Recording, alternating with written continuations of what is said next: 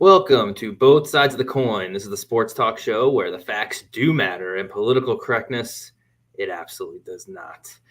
We'll get into some heated discussions like JB and I always do on and off the air, but at the end of the day, we'll be able to stay friends, shake hands, and most of the time, laugh it out. But for now, hello, JB. It has been a while. I know you've had a fun week. How are you today, good, kind sir? I'm doing well. It's been a long week and a half. Finally back, back home. Yeah. Just got back from the Super Bowl. Great experience. Yeah. Now, ready to back to the grind this year. Back Do to the what we gotta grind. do. Back to BOTC. Love it. Love it. Love it. Happy Wednesday. Happy hump day. Oh, man. You would think at the end of the NFL season that there would be, a shortage of topics to talk about. And yet here we are trying to fit in things that, man, I feel like this is going to be a long show, man. There's so much to talk about. Let's get right into it. The biggest topics of the week, Super Bowl. As always, has been a season-long problem. We've talked about it for a while. The refs unfortunately reared their head a little bit this week. I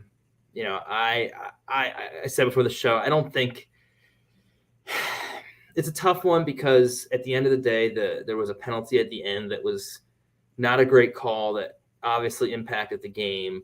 But overall, I felt like the officiating was above average. So, Really? I prefer. There weren't a lot of penalties called. I prefer a game that flows. I prefer a game where they let guys play. And for the most part, that's what they did. There was one bad call on each side. If you look at it from a 30,000-foot view, you had one bad call for the Bengals, one bad call for the Rams. Both of them led to points. Did they not? So basically, you keep the whistles in your pocket until the last 3 minutes of the game. But And they then all of a didn't, sudden, though. What about the penalty against the Higgins face mask that they clearly didn't call? right, they kept the whistles in their pocket. They weren't calling anything. All of a sudden, now the last 3 minutes of the game, we're going to start calling everything. That should have been called. And they didn't call I everything. agree They with called you. one thing. No, they missed. They called a phantom penalty. Then they called a 50-50 football play. Which No, the second one should have been called. The second one, it's a 50-50. that wasn't 50-50. That was not that. complaining. That I am not should have been complaining called. about that call. I'm You're saying complaining it was a little bit. No, I'm saying if they didn't call it, your voice is going I'd be up. okay. You're complaining. And the fact that they called it, I can live with. The third one, clear as day. That was fine. No issue with that. I get it. It was definitely a little choppy. I don't disagree with you, but I just it's hard. It really is because that obviously impacted the game. It's so hard because I just feel like overall you had one bad call each way, and that's what I bring out of him. I get the smiles out of him. You should see the off-show conversations. They get heated, man. No, but this one's tough because you know me. I was on the ref's butt all season long, man. I felt like the officiating this year was by far and away the worst it's ever been, and comparative to that, I thought this was a significant step up from whatever you're looking at 5 feet over your head. I'm gonna interrupt us. It looks like, is that Glass Joe leaving the crypto.com arena? Hang on 1 second. Yeah, Glass Joe got hurt again. He turned his ankle. Who? Anthony Davis. Oh, who cares? The Lakers. Who cares? It looked ugly, but that dude's never getting hurt. Who cares? The Lakers, it's the best season ever. LeBron is irrelevant. So great. So great. I don't understand how he's forever hurt, though. But anyway, I just happened to see it. Because he's, like you said, Glass Davis. I agree with you on that one.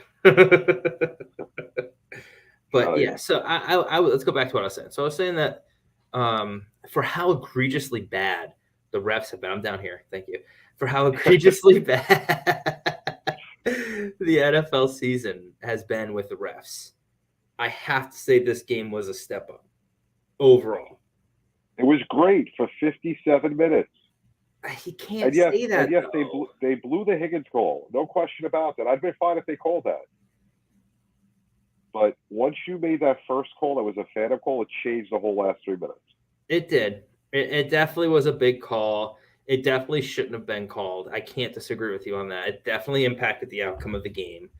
But I'll say too, and this is my problem with it, is that didn't cost them the game. No. I'm not sitting here saying that. If anything, it probably gave them a chance because it stopped the clock, and it gives them more time on the clock. I'm saying all the penalties at the end, they got to save a timeout. Stopping them. They would have had to go 8 plays inside the 5-yard line. That's not what I'm saying. That's not what I'm saying. There was time on the clock, and they had the penalty stops the clock, right? I get you on that. So I'm saying that the Bengals end up getting the ball back because of the penalties with some time on the clock, and they have more than enough time to go down for a game-tying field goal. They should have done that. I mean, I still don't understand. The worst play call of the entire game by far and away is 3rd and 1 on the 49-yard line, and you run Samaje Perine? You run your second – what? You have the number 3 overall back, Mixon, who's been slashing them left and right, and you run with Perine in the most important play of the game? I didn't get that most important play of the year? And then they come back with that. Like, look, Burrow was obviously a little banged up. He wasn't coming out. You know that. No. But you can't put him in a position in 4th and 1 when you know he's been running for his life and you have to make a pass. You can't run the ball there because he can't run the ball either. It was horrible.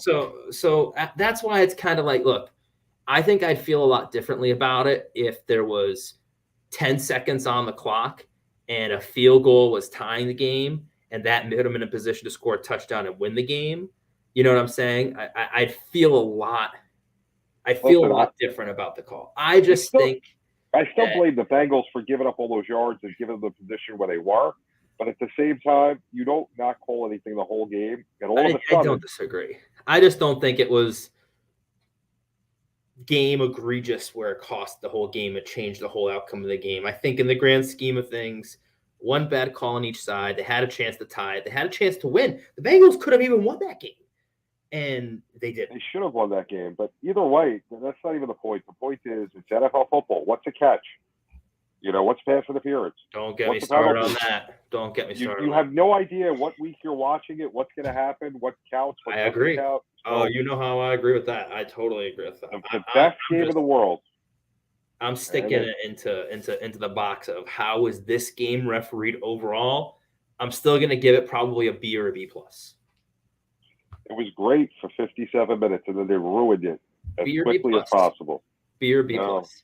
It went from a B to an F because no, it definitely wasn't an F. No, the Oakland Raiders Cowboys game was an F. That was the Higgins miss. The Higgins miss was costing them. Okay, I'll give it a B minus overall. B minus overall. The Higgins play cost the Rams the game at that point, right? And then the referees decided, let's give it back. And it was horrible. It was egregious. It was. I still give it a B minus at worst. Overall, I thought the game was above average in terms. You're right. It was a minus. A minus is definitely right. No B though. What? Did you hurt yourself thinking of that doozy? No, it was disgusting. It was absolutely. That comeback was disgusting. I agree with you on that one. I mean, I think it was a great Super Bowl. I don't think it was a great Super Bowl. I don't think. No, I think it was a good game. It was a good game. It wasn't like anything ridiculous. For Super Bowls, that was probably one of the better ones we've had. No, until the referees went and changed it. It was okay. The game wasn't that exciting. The commercials sucked. Commercials. You watching the Super Bowl for the commercials? then you're in the wrong business. What? I get the commercials. What? That's the whole point. That's the only time I ever watch commercials is Super Bowl. Get away from the commercials. How much did they have to pay? $77 million or something? Something ridiculous. It was something. Give that money to us, and we'll put it to good use. That's debatable too. Listen, I honestly, it was probably one of the best Super Bowls I've seen. I thought both teams played a good game. Definitely, no way. The Super Bowl I thought was at best same. What did you B-? What did you like about that game? I just thought it was an overall average game. There wasn't a ton of exciting plays. It was a defensive struggle. Yeah, it was a defensive struggle, but not really because there's 23 or still 43 points scored. Yes, but it was big plays. And it was a good game. I don't know. Maybe you were watching, a Super Bowl in an alternate universe, but it just wasn't that exciting. It wasn't. I don't know. It just. I'm not saying it was the worst Super Bowl ever. I'm just saying I'd give it like a B, above average. Like it wasn't anything to write home about. Like I hate the Eagles, but the Eagles Patriots Super Bowl, that was really exciting. It was back and forth, late minute drama. I'll say this: if the Bengals had come back and won, I think it would have been a lot more exciting. Or if they tied it and they went into overtime, I think it would have been a lot more exciting. I think the ending was very anticlimactic, how he just threw a pass and that was it. Like threw a bad. That happens. It's football. It's not always going to be. But I don't know. The fourth quarter, you were on the edge of your seat the whole time, not knowing what was going to happen. That's all you can hope for. How many Super Bowls have we watched? Like, really, this is the game? We're sitting here. It wasn't very. I don't know. I just thought the game overall was just an average. Like it wasn't anything. Wow. It wasn't anything spectacular. Wow. I don't like it. I don't like your comments. Good. I'm glad. Let's not be friends anymore. All right. so there's a host position available? Yeah. We need a new host. JB's getting replaced. Let's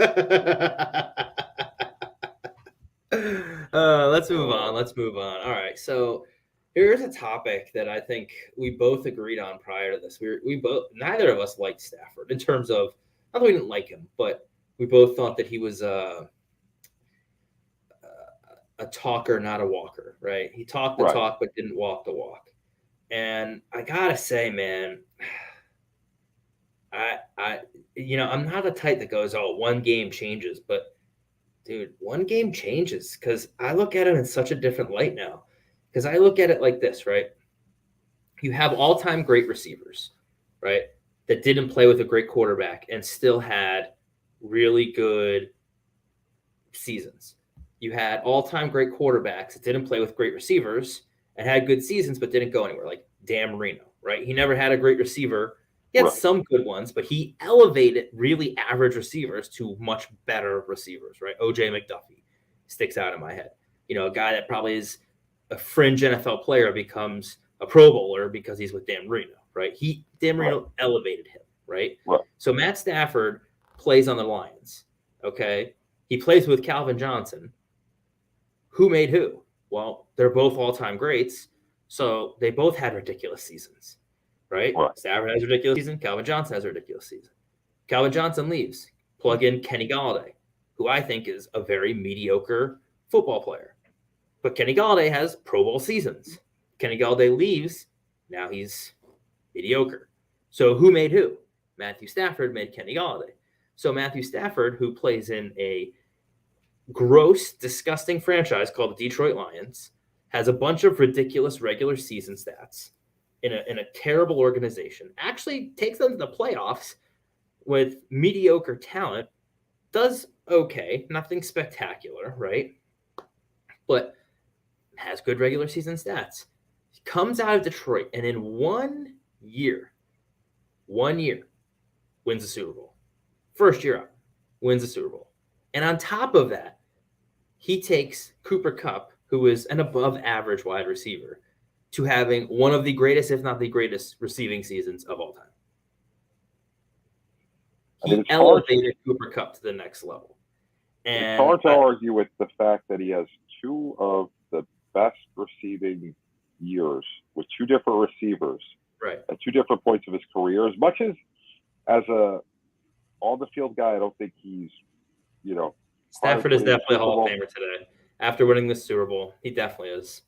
I think when you throw, the two receivers in Kupp and Johnson, as much as I hate to say it, because on the field I'm not a fan of Stafford. Off the field, I think he's a great guy. Well, we're talking Hall of Fame. Is he a Hall of Famer? Yeah. I think he is now. I think, unfortunately, I think so. I think he is. I was hard on him all year. I expected him during one of these games to blow it. Crumble. Yeah. He didn't though. He won it, and came close.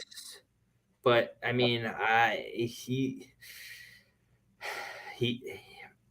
that's a good point too. One of the 9 QBs at the 5,000-yard season. Look, he was obviously, when you play for the Detroit Lions for 10 years, and you're having even the conversation that you could be a Hall of Fame quarterback when you're playing for that franchise, it's noteworthy to say you've been out for 1 year and you go and win the Super Bowl with it. He was plugged into a situation where he had a great team and he won the Super Bowl with it. Listen, they did everything that they could do. Yeah, Marvin Jones. Like he makes all these average receivers that leave and do nothing better. I just, who makes who, right? Does the quarterback make the receiver, or does the receiver make the quarterback, right? Like Montana, Jerry Rice, right? 2 all-time greats, they made each other better. Tom Brady has nobody. He makes guys like Troy Brown become really good wide receivers. He makes Wes Welker become a really good receiver. He makes Julian Edelman potentially a Hall of Fame receiver. Yeah. He has 1 season with Randy Moss, and look what happens. Boom. One of the best receivers. You can't go by Pro Bowls, James Tatum. Pro Bowls are popularity contests. Yeah, that means nothing. And MVPs, Russ, before this year, I don't think he got any votes this year. Has zero MVP votes. And you're going to tell me that Russell Wilson, who's had some really great years, never got 1 vote, and it's not a popularity contest? I can't go by MVPs or Pro Bowls. That doesn't mean. I think Aaron Rodgers has 4 MVPs. Congratulations. He's a terrible playoff quarterback. Yeah, as many Super Bowls as Trent Dilfer. Yeah. So it's more. It's the same. It's the same reason why before the Super Bowl, Matthew Stafford was clearly not a Hall of Fame quarterback. But after this year elevated him to the level where I think he is at the Kurt Warner level. He is at the Warner Moon level. He's at the Joe Namath level. I'm not saying he's them. I'm not saying he's them. That's not what I'm saying. I'm saying that Kurt Warner's my new buddy. He was on our show. I like Kurt Warner a lot. I'm just saying, I was not a fan. Those are guys that have won 1 Super Bowl. He's in that type of conversation now where he's won 1 Super Bowl. Is he a Hall of Famer? Is he at that level? He is in that level right now. I would say if football ended today, I would put him in. I'd put him in. Do I think he's an elite quarterback? No. I don't think he's a top 5 quarterback right now, but at points in his career, you have to say he was. He had a 5,000-yard passing season. He had 2 of the best wide receiver seasons with 2 different guys. In 2 different places, in 2 different teams, 2 different systems. You can't compare Aikman and Stafford. It's not the same. Different eras. I think Aikman's a much better leader. I think he's a winner. I think it's very, very different. And are you saying Stafford's not a winner? I'm not saying he's not. I'm saying the same thing that we both said all season, right? Is that he's prone to big mistakes. And he got lucky. He made a couple of big mistakes in a couple of playoff games. He did. And that's what I'm saying. Like Troy Aikman is just different. It's like Roger Staubach, right? Was Roger Staubach the greatest passer of all time? No, but is he a leader of men? Did he pull off the big play when he needed to? Like, just because you can't compare stats from back then to you today. Can't. Different eras. It's just totally different. So it, all I know is that with this, to me, Hall of Fame really isn't a comparative thing, right? Like the only thing you can compare is you have the upper echelon, right? You have the guys like Brady, Marino, Manning, the guys that are clearly that top tier, Joe Montana, like, the guys that are no doubters. Like, it's tough to figure out who's better than who. It's always going to be a conversation. And then you have everybody else, guys that were the best of the best. And I think right now, with him winning the Super Bowl, you have to say, throughout his career, he was in the conversation for a top 5 quarterback. Not every season, but there he had his moments, especially in Detroit. Because think of it like this: if he wasn't in Detroit, if he was in a different organization, he most likely would have had more than one Super Bowl. Most likely. Yeah, I got to go with, the true receiver thing to me is huge. I agree. Different organizations, different times of his career, different offenses. That says a lot. It says a lot playing in Detroit, in the worst organization in the NFL. I don't know. I respect him. Is he my favorite quarterback? If I was going into the league right now, if I had to pick somebody, he's probably not even my top 5 as the guy. No, he's definitely not top 5. Top 10 most likely, but not top 5. Probably top 10. But he's definitely. I mean, think of a fantasy perspective, right? Are you going to pick him as a QB1? I would. Yeah. This is a good comment. This is probably one of my favorite comments. I got to agree. Yeah, that's my point. I agree with you. Because now you're giving him a top receiver, and I mean, people say Matty Ice is a Hall of Famer. He's clearly over Matty Ice. I mean, to me, there's no doubt he's a better quarterback than Matt Ryan. So if Matt Stafford is in that position against Tom Brady up 28-3, I don't think he loses that game. I don't think he does. He has that Atlanta team. He wins that Super Bowl. That's a great question. I don't know. Is he better than Dak Prescott? I don't know. I was so high on Dak before the season, and I'm so low on Dak now. I'm like, I don't know. And I don't want to go into it. I was so disappointed with Dak this year. It's like he got paid and he lost that killer instinct. I don't know. I'd probably now, I would, in a fantasy draft, I would probably take Matthew Stafford over Dak. I do say the fact that we know we're going to get another season, no matter what, to figure out if he's, really a Hall of Famer. That's always great. I don't know, man. The question is, are the Rams going to tear it down? Yeah. I don't know. With the whole McVay potentially retiring, Aaron Donald might retire. Ramsey's getting burnt left and right. Like, I don't know. I have no worry. They'll be back next year. I don't know. They may not win it. They may not win it because they're one of the most ridiculously tough divisions. They're literally in cap hell. They have no draft picks. None. 0. What happens when you sell out to win a championship? I don't know, man. They might tear it down. Ramsey's a shell. Donald said he's going to retire if McVay leaves. I mean, like, I don't think it's a coincidence that, and I of all of them, I dislike Sean McVay the most. I think he's a twerp. I think he's got the most punchable face in the NFL. I just wanted you to punch him. Oh my God, you're out of order. Thank you. You watch Jon Shearer way too much. I haven't watched Jon in a long time, actually.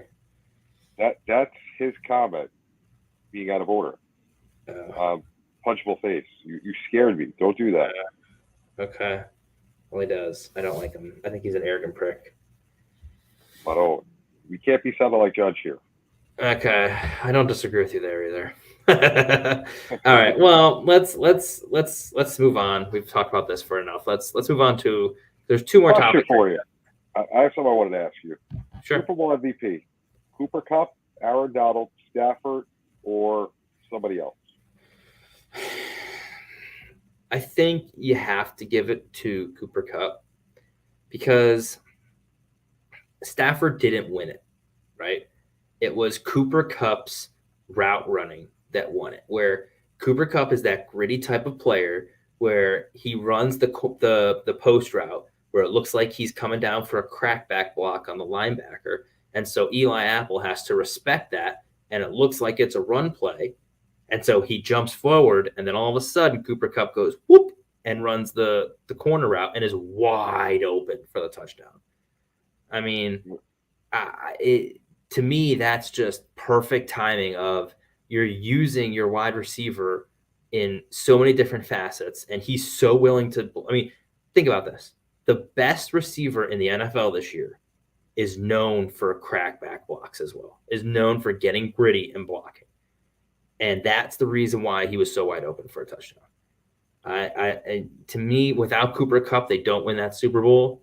As much as I like Matthew Stafford and he got it done, I don't think you could plug a Jared Goff in there to win it, but I think you could plug in the same thing in this kind, right? You can plug in a Matty Ice, and I think Matty Ice would win it.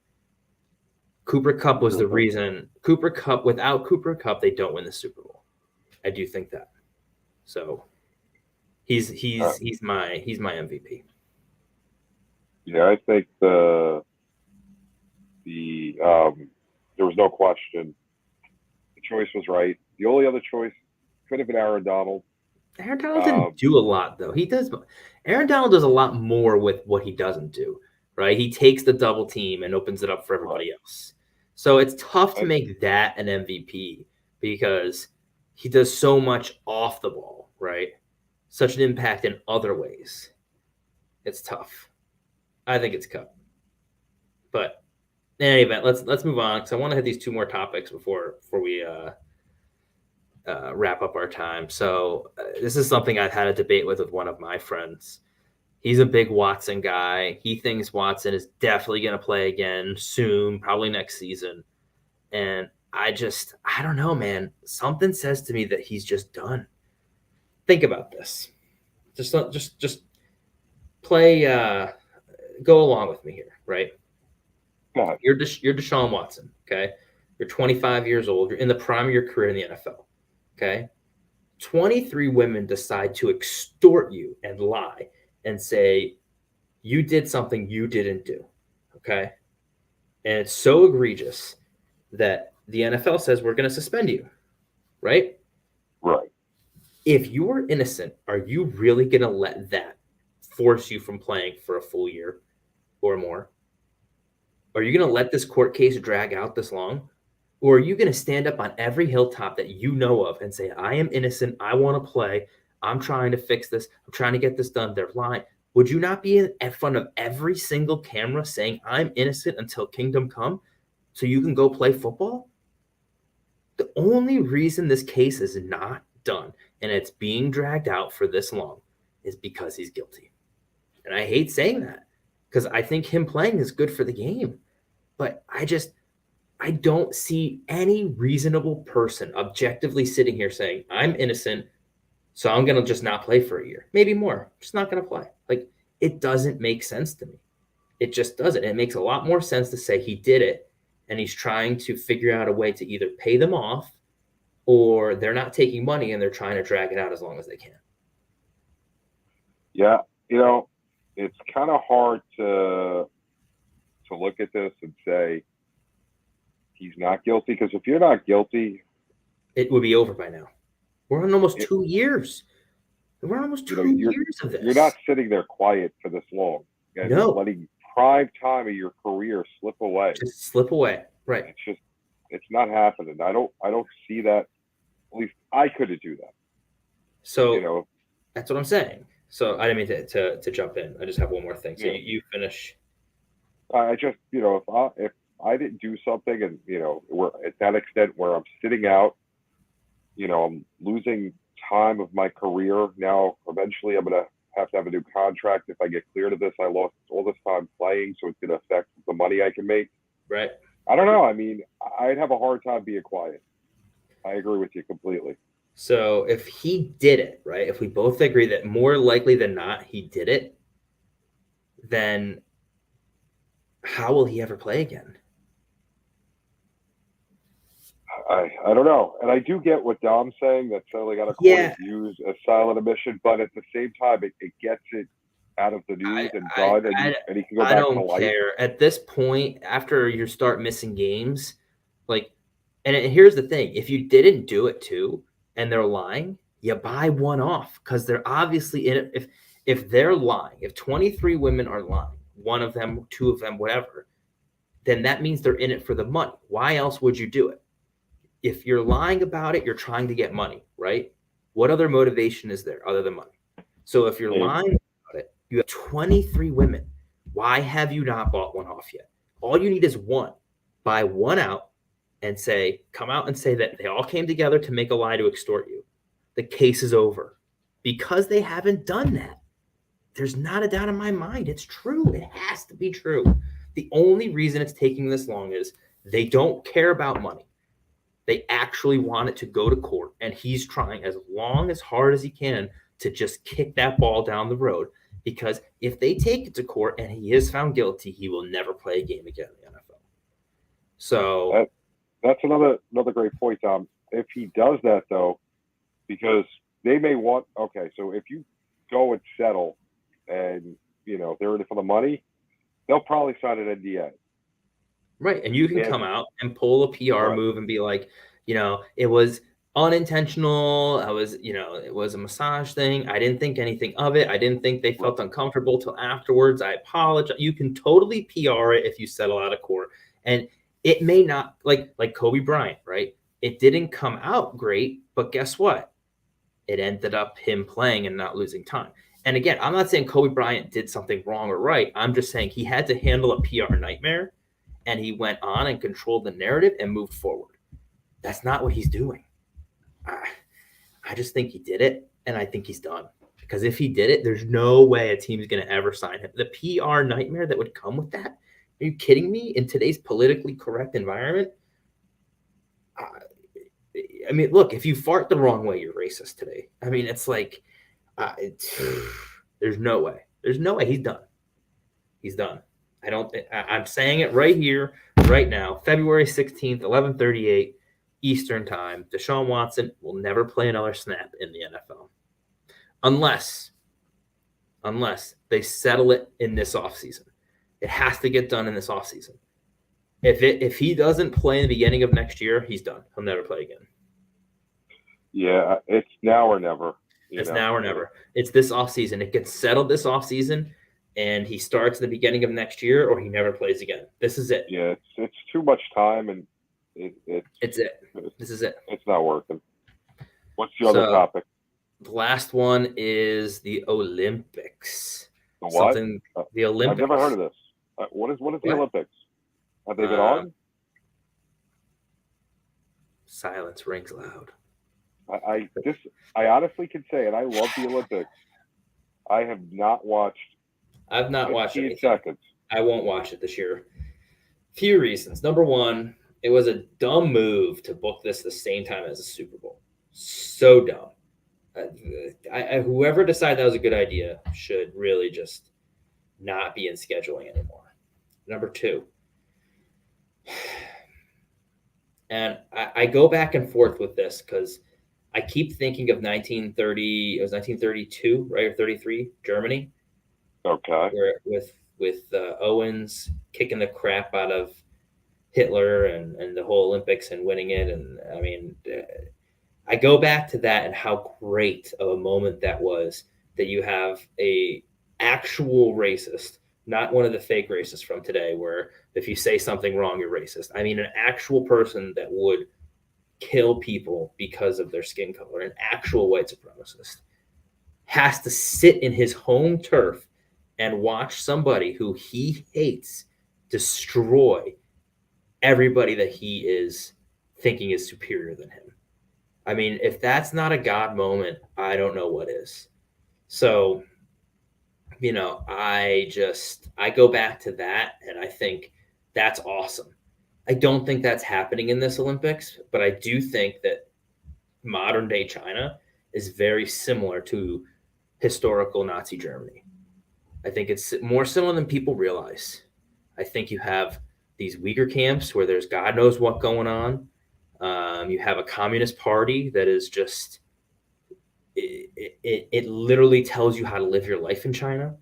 And I don't think Americans realize how awful it is right now and the things that are happening there, and how literally China just welds you into your apartment because you might have COVID. They did that. Can you imagine that? They weld you into your apartment. You can't leave. They weld the door shut. So, Yeah, I mean, I can't support China. I don't. I refuse to. And you have all this political correct nonsense. This girl that was born, Gach, whatever that person's name is, she's born in America, and then she's going and doing this for all the girls in China. You realize that the Chinese kill girls that are born. They literally kill them because in China they have population control. You can only have 2 children, and you always want a boy to carry your name. So if you have a girl, they kill the girl. If she was in China, she would not be alive right now, most likely. She would not get all the things that she got in America. And she's anti-American and she's pro-China. Like, what? This whole Olympics is a giant mess. It's a giant cluster F. And it is a massive turnoff. It really is. It's a massive I'm not surprised that this is a ratings nightmare for NBC. All this nonsense of we're not going to show, like, they had Olympic ski jumping in front of a nuclear reactor. Wow. You didn't see that picture? No, listen. You haven't seen this picture? Listen, I used to watch, the standard events that I normally watch. I have not turned it on for 3 seconds. Super Bowl week was way more important, Obviously. Since I've been back trying to sleep a little bit, that's, the next thing. And then everything else going on. Can you see it? No, not really. I see the nuclear reactor, but I don't see the ski jump part. It's not coming in clear. Let me turn down. I know this will probably help. That's crazy. Can you see it a little better now? Whoop. No, I'm seeing your screen. No big deal. I'll look it up. Either way. That's just wild. It's just a bad look, Well, it's China. It's like, I don't know why we're there. I don't know why they granted them the Olympics. No more Olympics should be in China because it's, like I said, you're not going to have that Jesse Owens moment where Hitler has to sit there and watch an African-American destroy his white supremacist race. Like, that's awesome. That's an awesome moment in history. Literally an awesome moment in history. But you don't have that with China. Like, how are you going to stick it to China? There's really no way to stick it to China. And so it's like, it's just created this environment of, I don't know. And like the argument, it's not the Olympians' fault, right? It's not their fault. But at the same time, like, you have Simone Biles being praised for saying, guys, I can't do it. I quit. And she's a hero. You have issues with that when you're suffering from a mental breakdown, stepping out? It's the Olympics. You've trained your whole life for this. You're not ready. And she was person enough to realize that and step out. You realize. How are you not ready? It's the Olympics. Like, you go and so if Matthew Stafford said, I'm not ready to play the Super Bowl, I can't play, I'm out, you would praise him. You would. Calvin Ridley did it for Atlanta. I still like Calvin Ridley. He's still my guy. About liking. This isn't personal. This is not personal. Listen, it has nothing to do with that. If you can't do it, you can't do it. This is why we have a weak generation. This is why. This is the exact. No, yes. It's not why we have a weak generation. Yes, we have a weak generation. Is. No. Yes. We have a weak generation because everyone gets trophies. We praise the, instead of trying, I'm just going to quit because I can't do it. That's praise. Wrong. How is that wrong? What did I say that was wrong? Did she quit? She had a mental. No. It's a yes or no question. Did she quit? No, she didn't quit. She didn't quit. So she performed. How'd she do? She took a break. Oh, she could perform. Man, this really sounds like a bag of excuses. Let's go into the bag of excuses. What other excuse do you got for me? She took a break. She had a mental breakdown.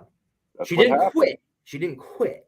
She just didn't perform when she was supposed to. So she quit. Exactly. She quit. Exactly. She quit. Oh, she didn't quit. She did what was best for the team. No, what was best for the team is to say, I've done this my whole life. I've prepared for this my whole life. It is time for me to perform and go out and do it. You are 100% wrong. You are 100% wrong. Like, I can't believe that you think it's okay to quit on your team in the most important time when they need you. You're their leader. And you say, guys, I can't do it. I quit. You know what? It takes a strong person to realize what they can and can't do. Not to quit. She didn't quit. She took a break. She took a break. She quit. Okay, so Matthew Stafford, I'm going to the Super Bowl. I'm taking a break. I'm the one with a bag of excuses. No, I said it was the Cowboys' fault when they lost. I was at the game. I called them out. I said Kellen Moore with awful play calling, and I said the refs were a part of it. The refs were bad, but the refs were not the reason that they lost the game. It was a bad play. It takes a lot to admit when you can't perform. It's not an easy thing. Do you think that she just woke up and said, "Oh, I'm going to have an omelet for breakfast. Let me just leave the Olympics"? No, I'm sure that took a lot. She trained her whole life for that. Right. So you don't quit. You go and perform. You get out there and do it. You don't just give up. Giving up is the last thing that you do. Period. Especially when you're the leader. Hang on. I want to bring Jay in. I want to hear his commentary if that's okay with you. Okay. I'm going to send Jay the link. You can continue talking. Jay, if you could come on, I'm going to send you the link now. So give me a minute. I'm going to text it to you. Because I want to hear his side. His side of what? The Olympic thing? The commentary thing. Because I do think that there's an issue with, and I think it's the Olympics, the U.S. Olympic Committee that is not putting our athletes in the proper mindset, because this could have all been handled prior had you given her strategies on how to deal with these things. You know? I don't know. Look, same thing. Listen. It's not personal. It's not personal. It isn't. But to me, it's a generation problem. It's just a generational problem. This generation is brought up with participation, and it's my generation. Participation trophies. Everybody's participation trophies. We all hold hands. Everybody's a winner. It's okay. You don't want to perform. You can walk away. It's okay. No, like, get out there and do it. Like, whatever you got to do to put yourself in position, you go do it. I don't know. I'm going to disagree with you. Let's bring Jay in. Jay, congratulations. You're the first guest ever on both sides of the coin. All right. What's up, man? Yes, sir. I finally get to meet Adam Goldstein. What's going on, man? How you doing, man? I love that shirt, man. That is awesome. Hey, I'm throwbacks all the time, guy. Baby. 80s baby right here. Straight 80s baby, man. I'm an 80s baby myself. I'm an older 80s baby, but I'm a Nintendo guy, so. Absolutely, man. Absolutely. What's going on? Shoot, nothing much, man. I saw the topic and was listening to you guys about the whole Simone Biles, and I was like, wow, man, when I flew to Denver last year, I did a live commentary about the whole Simone Biles thing, and basically I've heard it from both sides of the coin. You know, the name of the show, baby. Love it. That's right. From both sides of the coin, baby. Yep, you know. So yeah, I definitely heard from both sides, and I totally get the side where they say, like, you know, hey, this is the Olympics. This is the biggest of stages. Some consider it bigger than even the Super Bowl, because you're actually competing with people from around the world, not the United States. You see? So I can see how they say, well, you know, she's a generational talent. She is the best of this generation, bar none, and she should have kept going and saw it through. Now, also, Simone Biles was going through a mental health issue, and mental health among athletes gets overlooked. It gets taken for granted because we don't. What we see is the games on TV. Every now and again, they may show like a practice or a rehearsal or something like that, but we're not with them in their everyday lives. We don't see like personal lives, any issues going with a significant other or training issues, hidden injuries, and with her being on a big stage like this, now, do I think that she'll be more ready next time around? Yes. And they will call her because, again, it's Simone Biles. She's the best, But with that being said, I also feel like she was looking out for her team as well. And you mentioned that she's the leader of the team, right? So with her being the leader of the team, you have to think about the team. If she feels like mentally, I don't have it up here, I don't want to screw it up for those other girls over there. I get what you're saying. But at the same time, by her not participating, she did screw it up, because if she did and performed, even if she performed at half of what she can do, they most likely still would have won gold. And especially to put yourself in that position where now your team is down one unexpectedly in the middle of the Olympics, I think is a greater detriment than if she said from the beginning, hey, look, I can't do this. From the get-go, I'm not going because I have things going on, and she set the tone from the beginning. The fact that it was done in the middle, I think, is the biggest issue that I have. So that's the thing that to me, that's accept. If you're there, if you go, you perform. You don't quit in the middle of the performance. That to me is probably the biggest issue. I'll give you the timing of it was awful, but she was praised for it, and that's the other thing. The other issue I have is that she's coming out as being praised for quitting. That, like, okay, if you struggle and have a mental issue, I get it. Like, okay, fine, but you still let your team down. You didn't perform. You didn't win the gold. Like, so would you rather have had a breakdown on the mat? She did have a breakdown. She didn't perform. So would you rather her performed and had a breakdown during the middle of her routine? Would that have been better? I would have rathered her not come at all if she's having issues. It was too late. You go, then if you're there, you go out and you perform. With Jim. It's not like, here's the thing. It's not like this is her first time doing this, right? This isn't her first Olympics. She's been there before. She knows what she's going into. So I just, like, if you're an athlete, you talk about the mental side of things. This isn't something, if you're willing to just walk out in the middle of the Olympics, this is something that's been brewing for a long time. This is not something that just snuck up. Don't you think that was a tough decision for her to make? Do you think it was simple for her to give up her dream and just be like, gee, I'm done? But first of all, she's already done this, though. So it's like, it's an entirely different wrinkle into this fabric, right? She's been there. She knows what to expect. She knows what is going to happen there. She's a veteran. I want you to stop for a second. Think of yourself as a top-notch athlete. What do you have? You have killer instinct, right? There's no way I would ever walk out in the middle of the Super Bowl. I'm not saying that you wouldn't. Nope, wouldn't care. World Series, wouldn't care. If I had half a leg, I'd be out there. Okay, so you're going to get, the first time we've done this on the show, you got muted. Now listen, there's a lot of firsts tonight. So you have the killer instinct. Mute button. I'm going to get that mute button because I'm going to start muting you when you have dumb arguments. So wait, you got the killer instinct. You're there. Now. Can you imagine how bad it must be that all of a sudden you quit? Wait, if you don't what? Suffer, wait, you what? What was the word you walk away when you walk away from your team? Quit, walk away. It's all the same difference. It's all semantics. But can you imagine how bad it must be for her to do that when you have the killer instinct?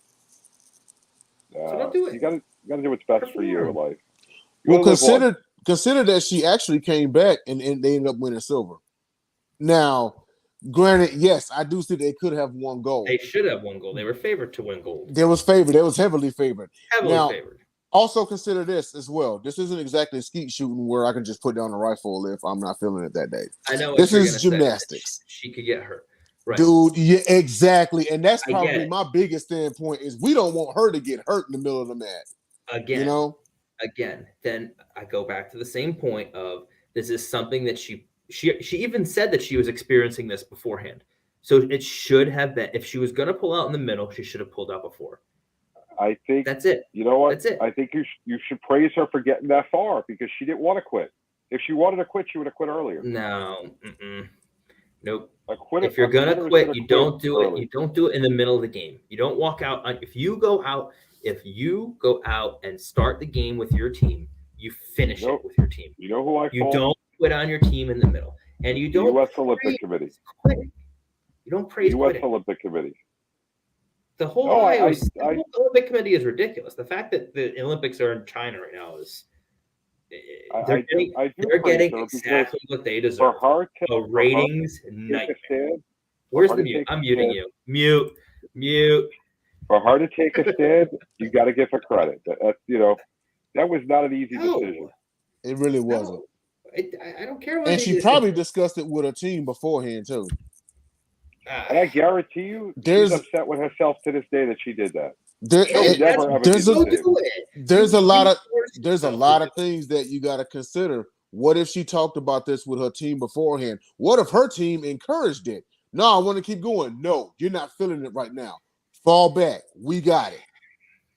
And we're not going to come out public with it because then we'd be throwing you under the bus. Does that not happen in other sports? It's a lot of what ifs, though. We don't know that. The point is, quitting on your team is not something that should be praised. It's just not. No, but nobody praised her for quitting on her team. They praised her for putting herself first. There's a difference. Putting mental health first. Mm-hmm. Unfortunately, in this case, they go together. But that wasn't what they were praising her for. Sometimes in life, things are not as they appear. We won't go past this because I know it won't end well. So Jay, since you came on, tell everyone where they can find you. All right. Hey, appreciate you guys having me on. I appreciate you, man. Come back. Making history and everything.